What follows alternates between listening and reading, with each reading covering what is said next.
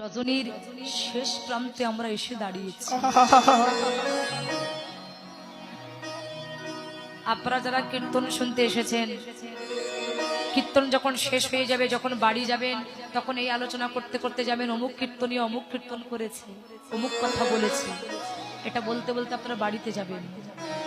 কিন্তু যারা এত কষ্ট করে, এত ত্যাগ স্বীকার করে, 1 বছর পরিকল্পনা করে যারা এমন সাধুগুরু বৈষ্ণবের আয়োজন করেছে,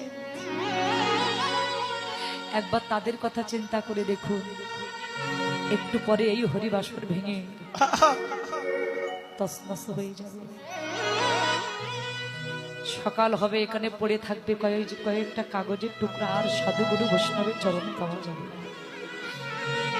আবার হয়তো 1 বছর পরে আমরা এমন দিন পাবো, কিন্তু এই বছরে যারা আমরা একাত্রিত মিলিত হয়েছে, সামনের বছর আসতে আসতে আমরা কে যে পৃথিবী ছেড়ে চলে যাব, এর মধ্যে আমরা কেউ তো বলতে পারি না। তাহলে আমরা যারা এখানে এসেছি, আমরা যে যার মতো চলে যাব, বাড়িতে চলে যাব।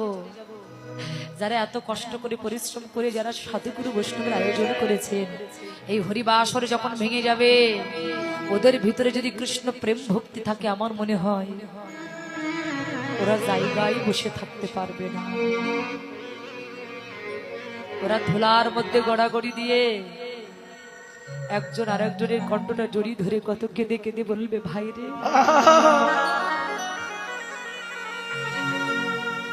কত পরিশ্রম করে, কত ত্যাগ স্বীকার করে, লোকে দ্বার থেকে তিল তিলি করে ভিক্ষা করে এনে যে বৈষ্ণবের বাজার আমরা বসিয়েছি,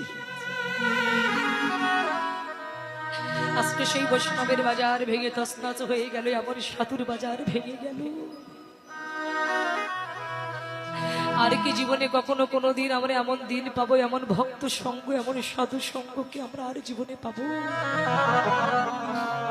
এই বৈষ্ণবের চরণ ধুলি মাখা আমাদের ভাগ্য।